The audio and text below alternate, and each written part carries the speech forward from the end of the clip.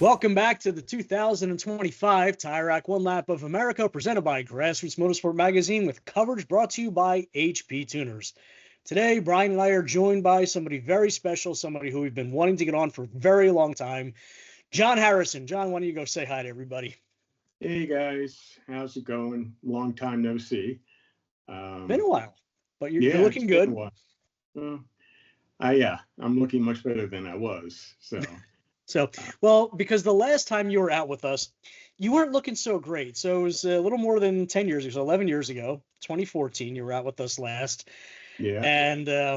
And you were in the back of Brock's BMW God. 7 Series and clinging to life because of either the food truck at NOLA or some other reason. Brock maintains it was a norovirus from some other place. We all believe it was still a food truck.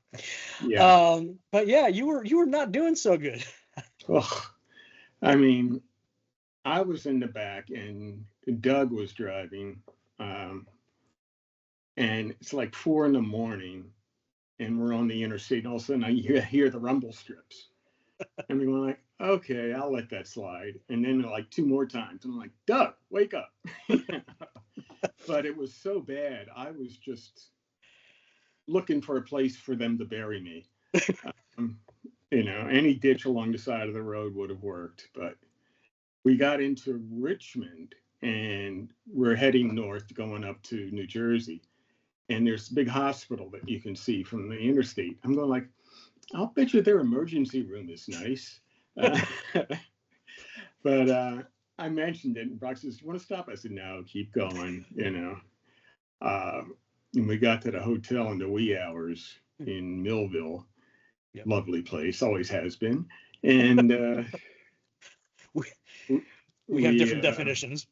Yeah, we stopped at the No-Tell Motel and got up in the morning feeling a whole lot better because it just had worked its way through. But when we were in Georgia, I knew it wasn't just me because there was another guy who was one of the pros, kids, I guess.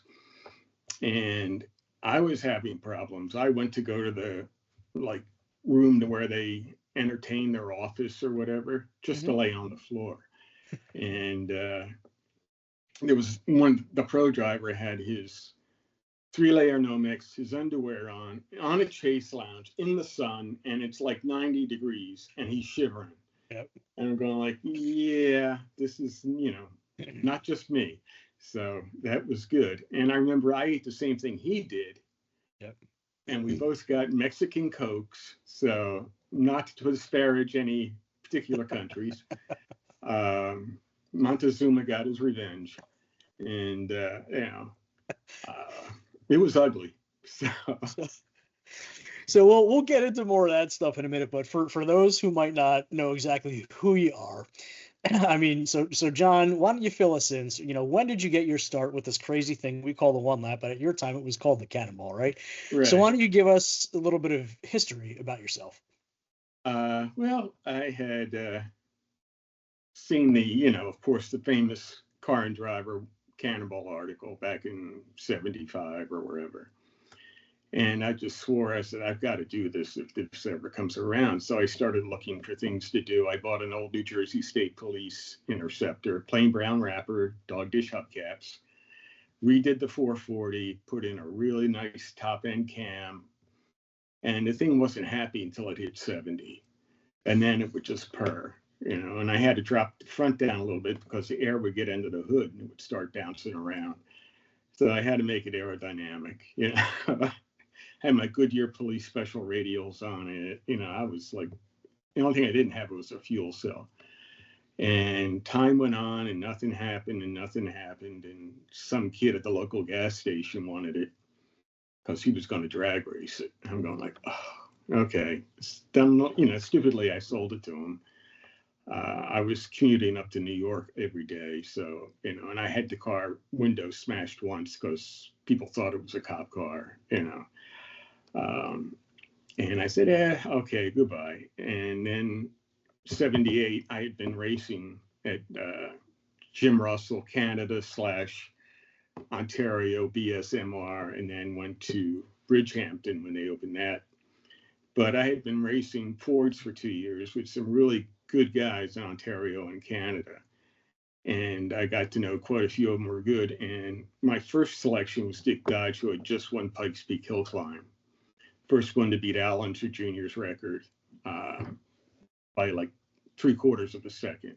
Mm-hmm. But he did it. It was an 11-year-old record. And then he backed out. I think it was more wife concerns than anything. Mm-hmm. And then I got another guy that I rode with who I liked, who was in Boston, but he was 6'3", 6'4".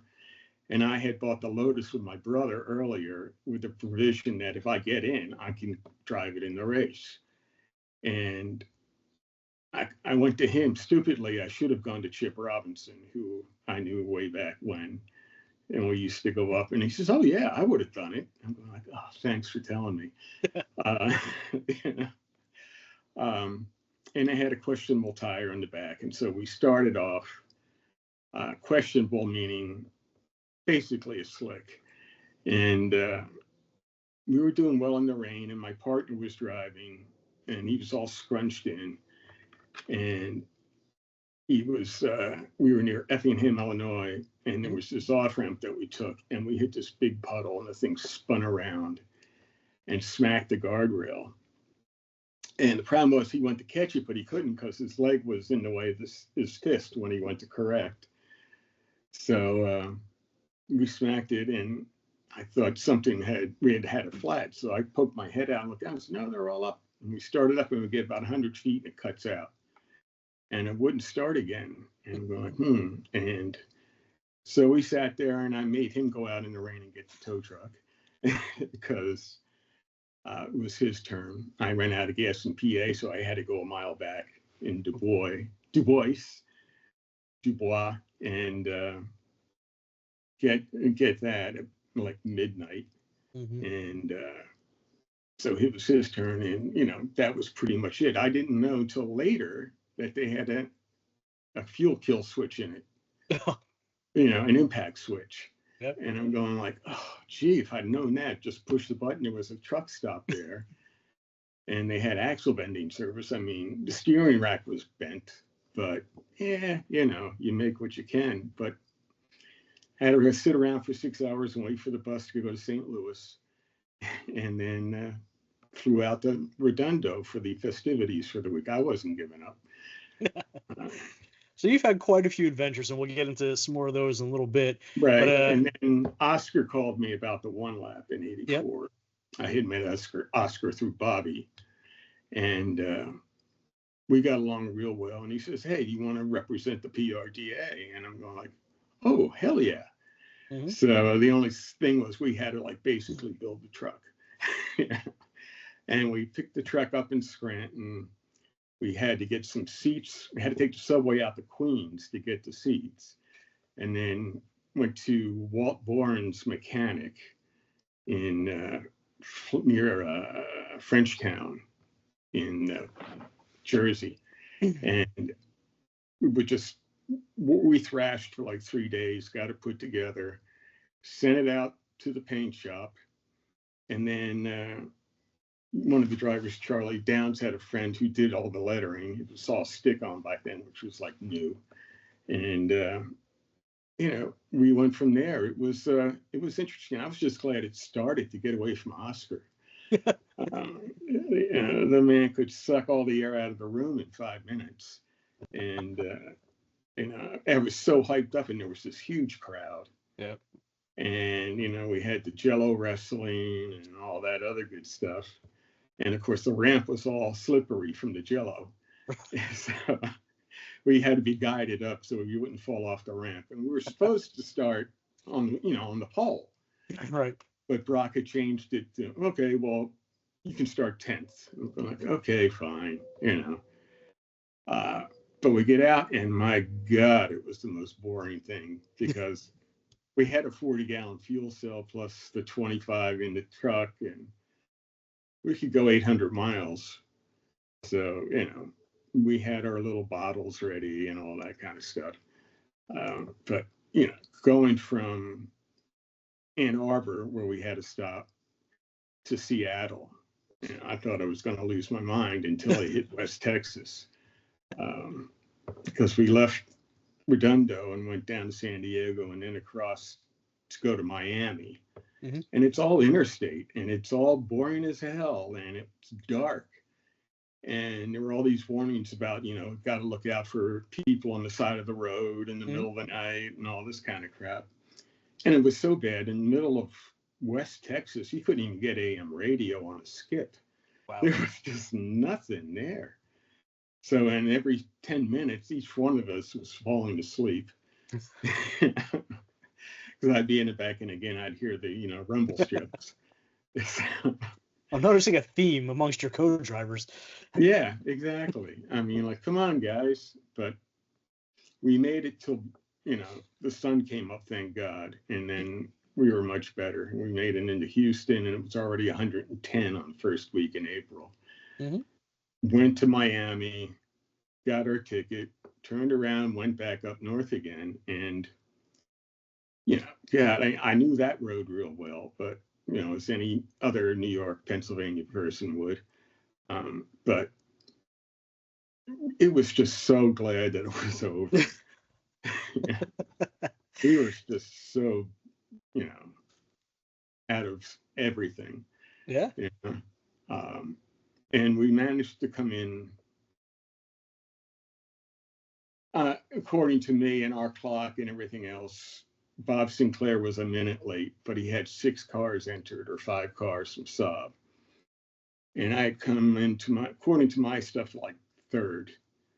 So I'm like, okay, that's good. And then next morning, Brock says, you guys did really good. And And next morning, we're 10th. And I'm going like, well, what happened? And he goes, well, Bob had, 5 cars in the event, and he had Stig Bloomquist there. And, it was like, okay. And then I hear rumors from Oscar and everybody else that, we came in first. Jean Lindemood said that her team, they came in first. It was all these different rumors, all swearing the same thing, And with Oscar, I tend to believe him more than not. So, and then I took a hiatus for 4 years. I was mad. And then in '89, last minute, I get a call from Oscar again saying, look, Chrysler is running some Lamborghini LM002s. And would you like to be, in one of the cruises? There was a guy that works for Penske who was supposed to be a navigator, but he had to back out. And would you like to do it? I'm going, sure, but I've never done a rally, a time distance rally. And I really learned to hate those. And the guy from Chrysler wouldn't let us put any timing or rally equipment in the thing. It had to be box stock. Because I don't know whether they were worried about the electronics or, something else. They wanted to prove that this thing could make it. Right. So I had just, not even a stopwatch to run on. So yeah, we got hammered pretty early, and managed.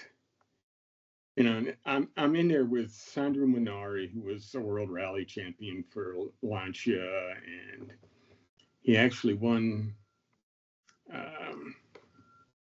not the Mille Miglia, but the Rally to Corsica or whatever with Ferrari and a Toro Manzanero. So this guy had chops. And the other one was Joe Nastasi, who was the importer. And I'd known him for years. He basically owns Jersey City. One of these guys that came over with a cardboard suitcase and made good.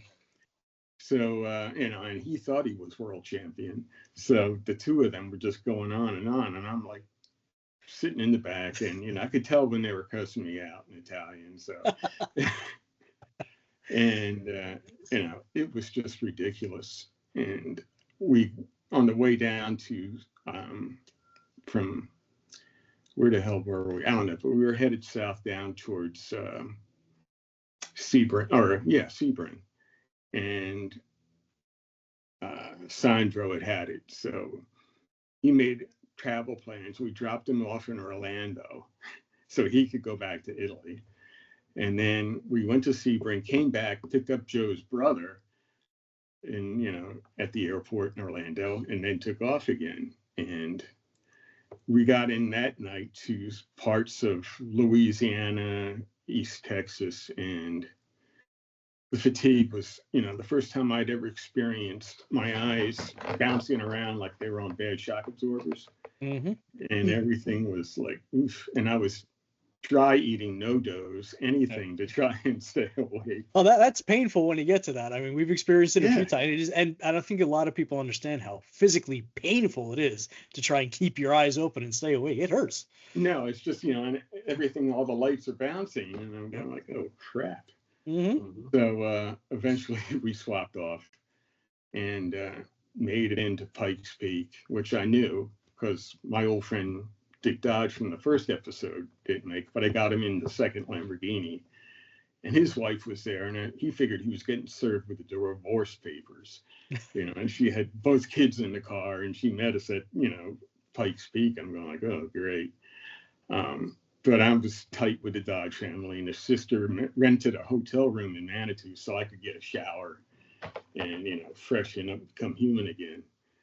But, we did that, but we only went up to the picnic ground. So, I mean, not picnic ground, where the lodge is, the Midway. Yep.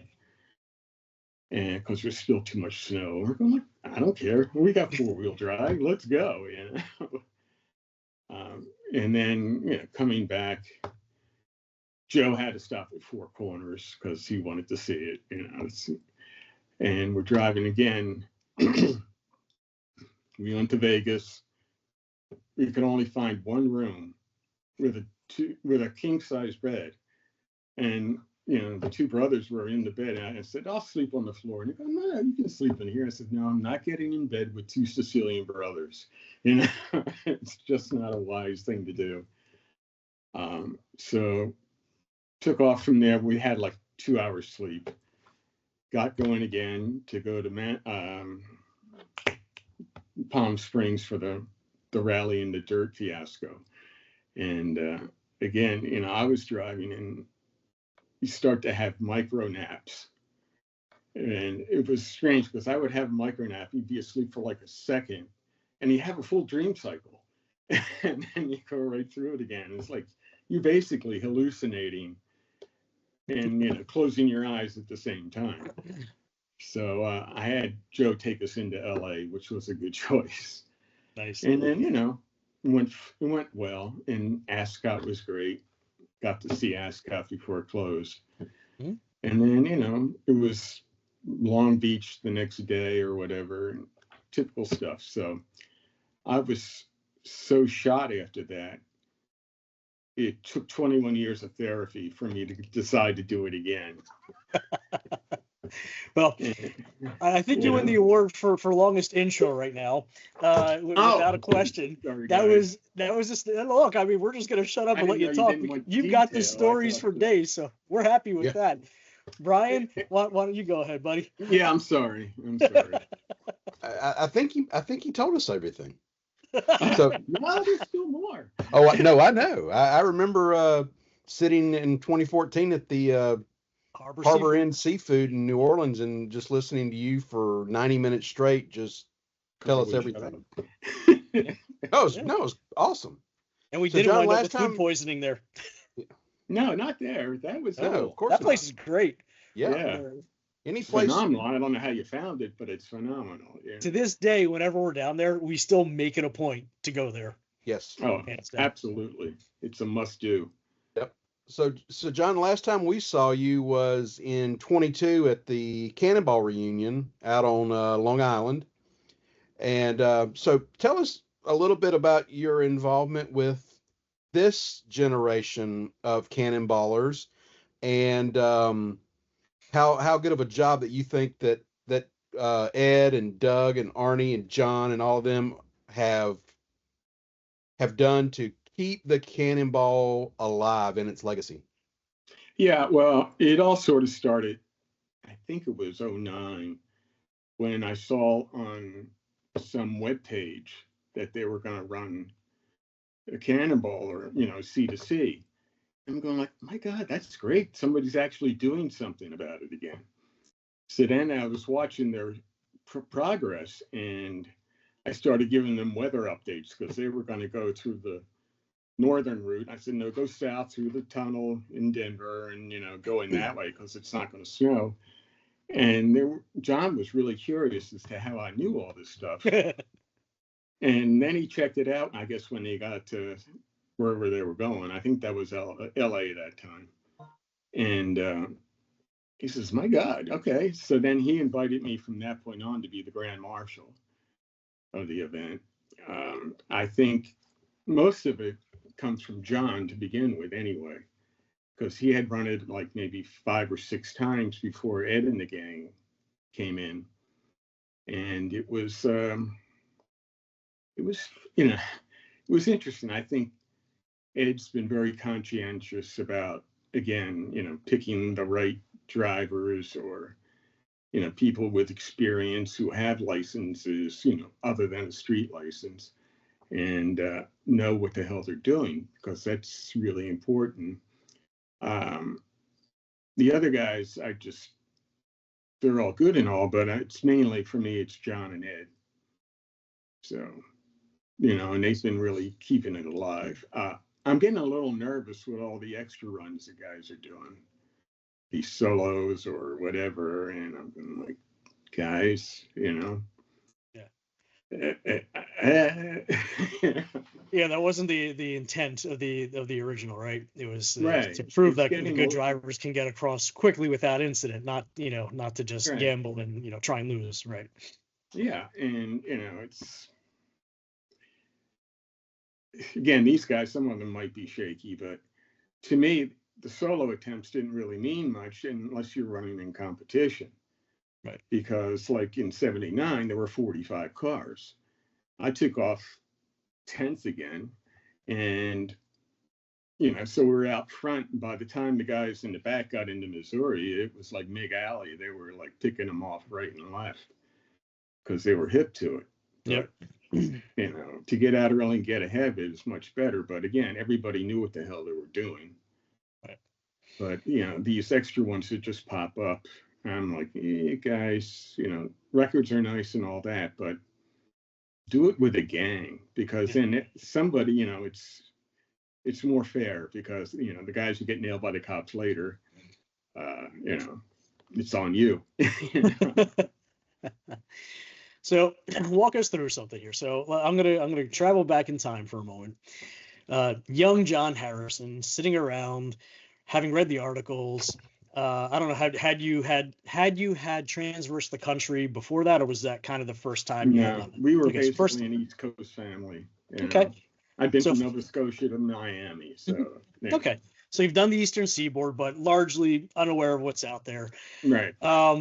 Your first time, because obviously the country has changed drastically. I mean, even from the first time I've done this.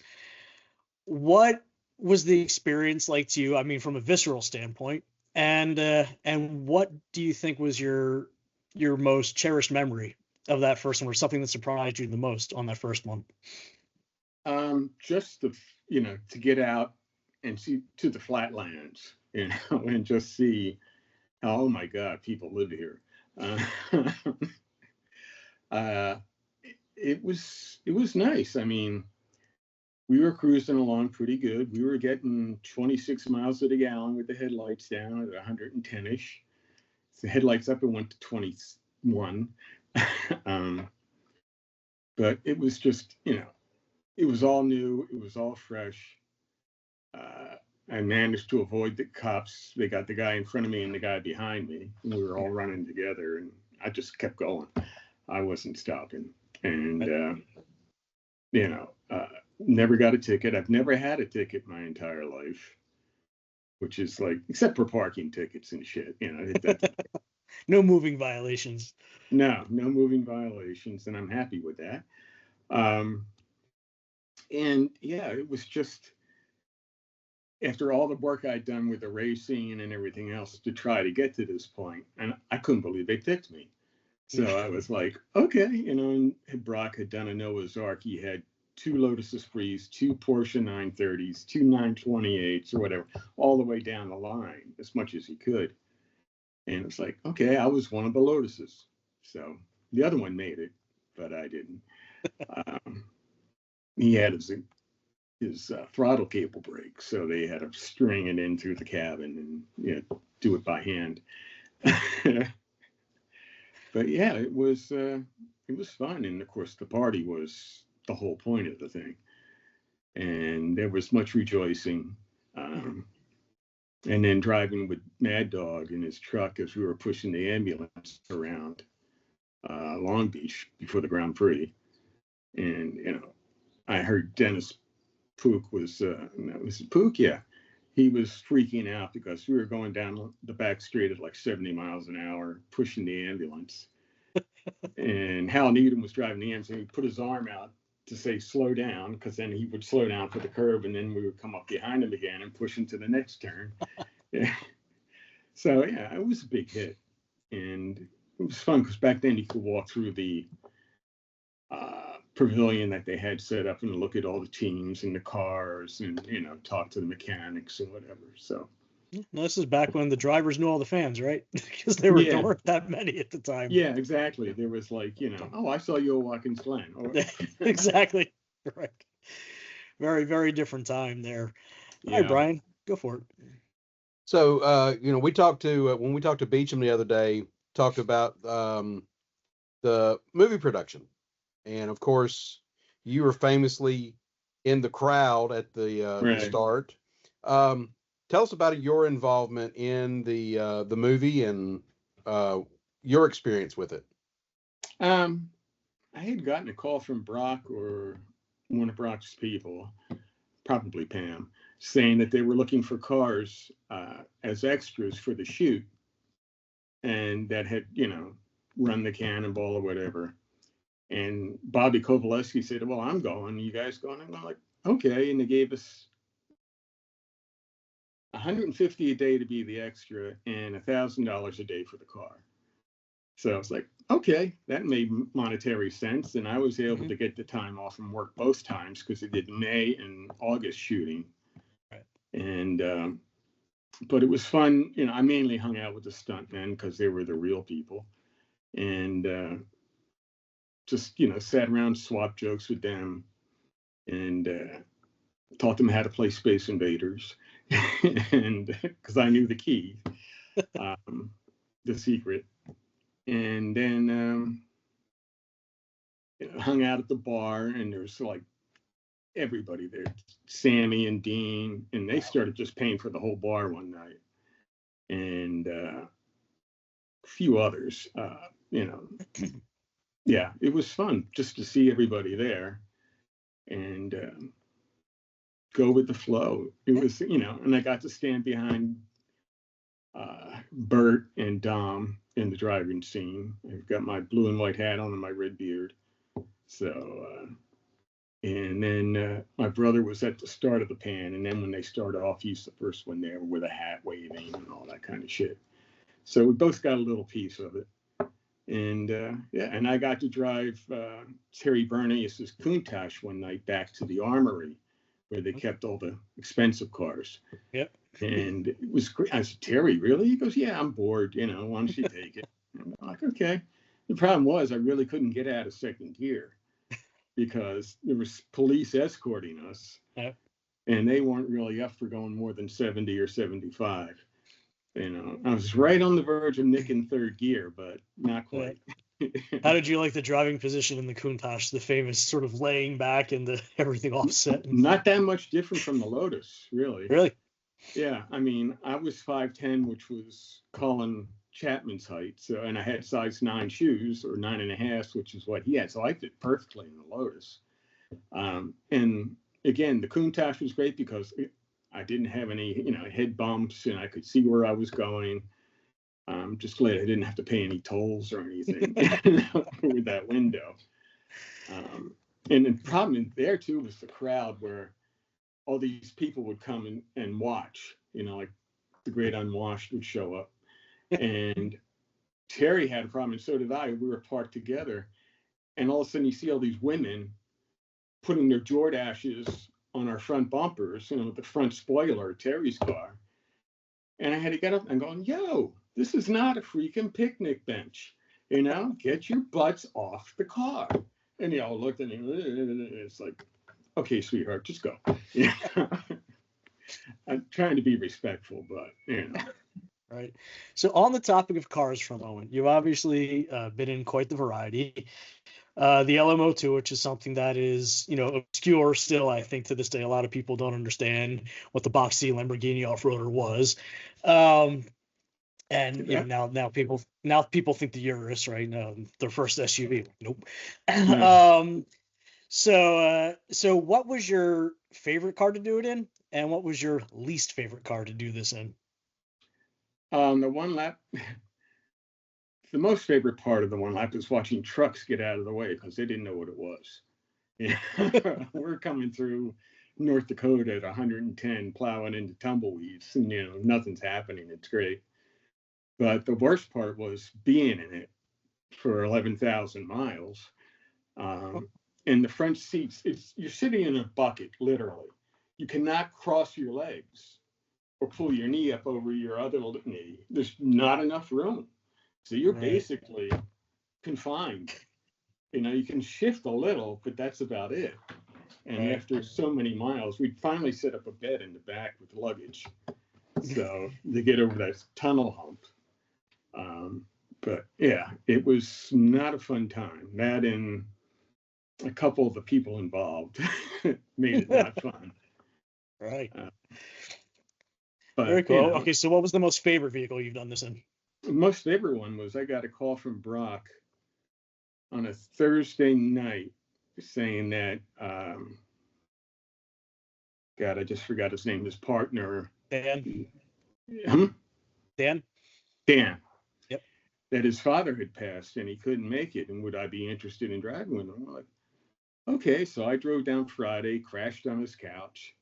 We got up in the morning Saturday, took off in a Mini that had been supplied and made for Terre Haute. And then I did that was 2014 and did the one lap with him the whole time, which was fun. It was a great car. Yep. I think it was an i635 or something. And then, but the fun one was 2011 when Brock called me again. It was a last minute deal. And he says, one of the guys who's got a really good car, his co-driver backed out. He says, this thing is a killer. It's a top 10 car. And I'm going like, okay, this could be fun. So again, I hop on a plane and I go out there and I meet William Chan there. Yep. Okay. And this guy was a freaking genius. I mean, he's like one of these MIT type guys, and his two sisters were doctors and dentists and taught at Harvard and all this, and he was the dumb one in the family. So he sat there and he had this car since high school, and he had twin charged it, which was an interesting phenomena. And the first year he had a bad setup for the intercooler, and this year he just had it set up in the back with a fan to cool everything down. But this thing was a rocket, and he would go in between laps and reprogram it and remap it, and the whole deal.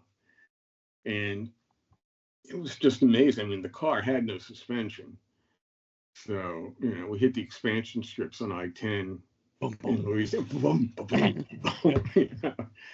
boom. And it was fun. Although when we got to the track in Louisiana, one of his half shafts was starting to go. So he called up O'Reilly's or whatever, and somebody took him there and came back. He jacked the car up, had the old half shaft out and a new one in 20 minutes. Yep. And put the car down.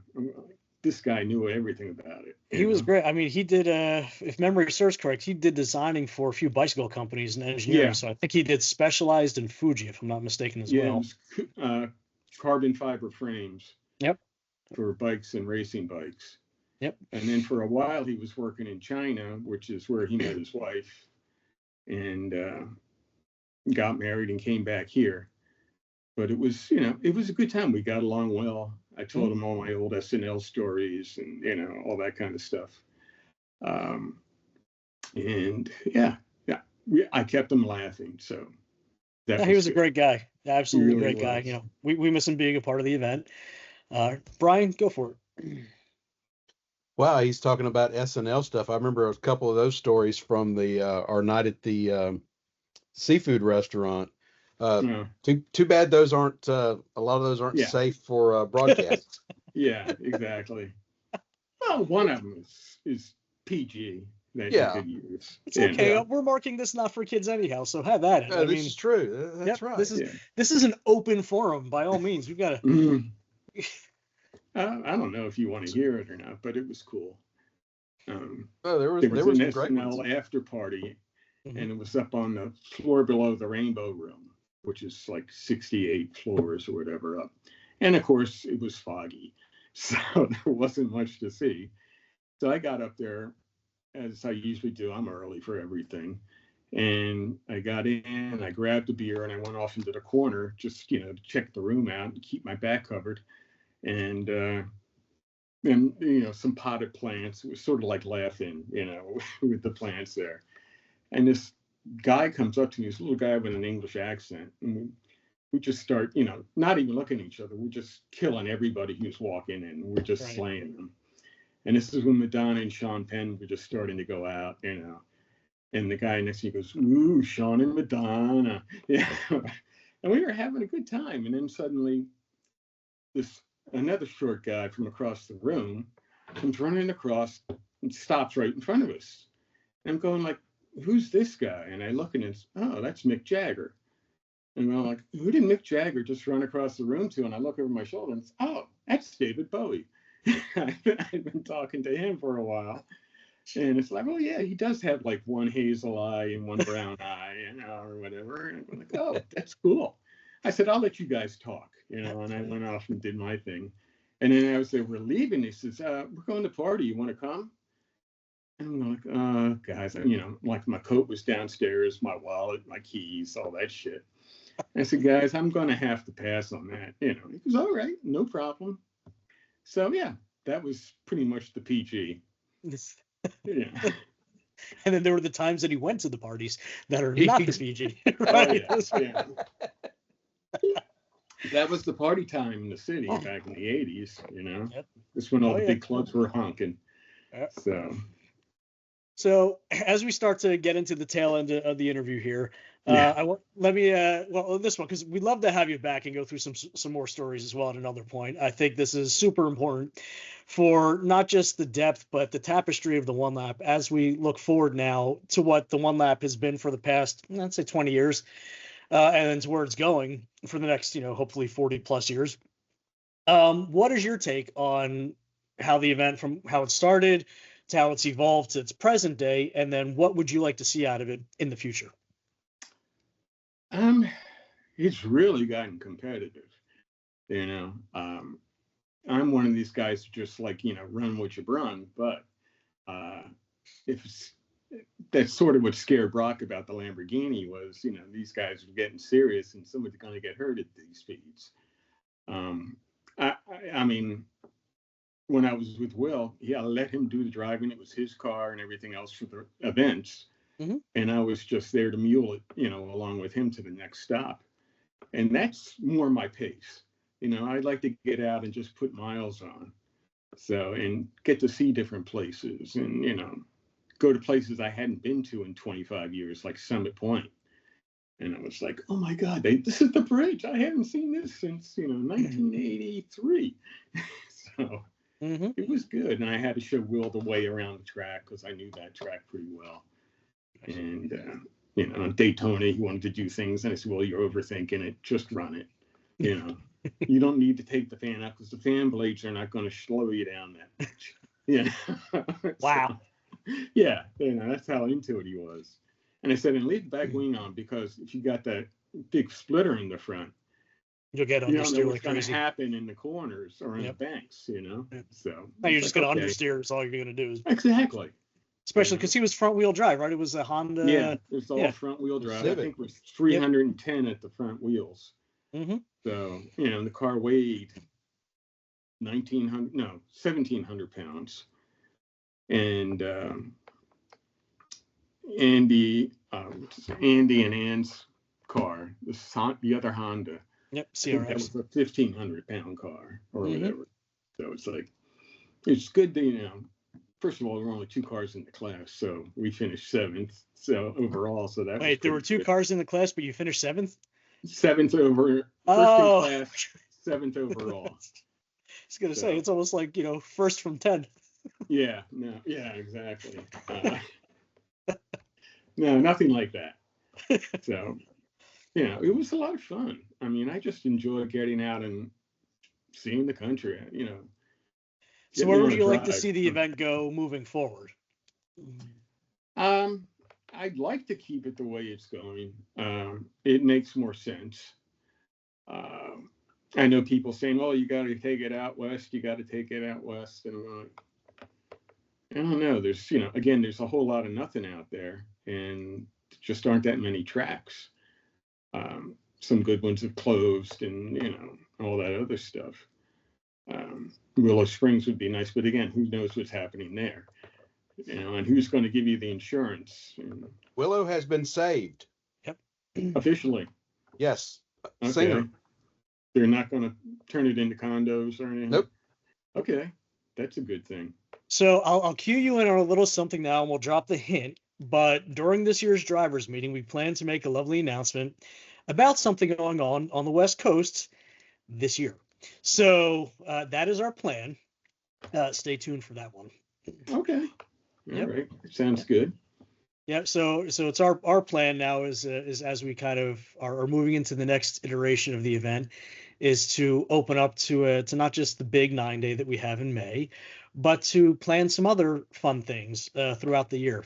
So we're looking forward to introducing the brand and your stories to a whole bunch of new people, right? So this way Right. we can integrate them into the A to the bunch of those madness. damn kids. Yeah. Exactly, right? Yeah. Just Next shout month, to get off the I'm lawn. turning 70 next month. And I'm like, oh, shit. So you'll be our honorary grand marshal. There you go. Yeah. I was 23 during the Cannonball, so I mean, I think I was the youngest one to run it. So I think we are then tied for the youngest to be a part To of the this oldest. because I think that's Yeah. where I think it's the age that I was when I first started doing this. Mm-hmm. 23. Yeah, it's about right. So All right. Well, hey, I've met good people on both sides of the runs and different organizations that run it, and a lot of good, decent, nice guys, very friendly. well, the other ones don't last, do they? They try it for a little bit and they meter themselves out because they can't really last. They don't come back if they don't have the right mentality and the right attitude, don't they? Right. Well, the good thing about the 2904 was, the budget.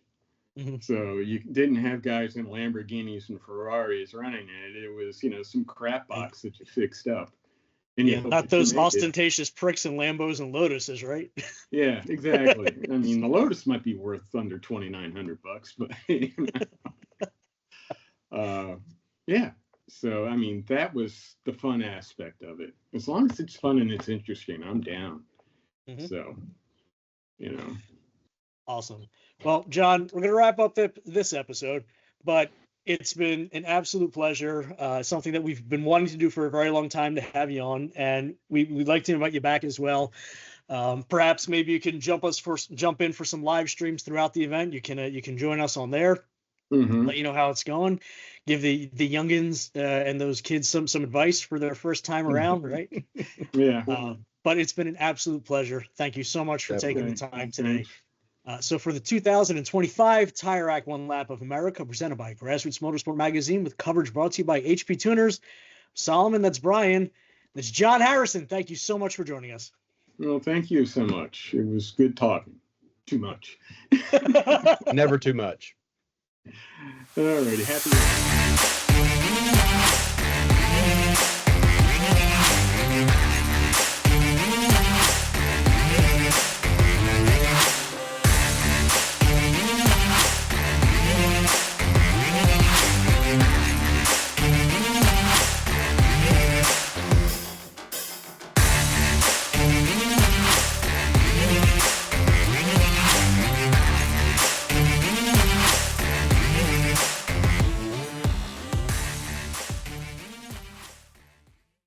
Very, very Whoa!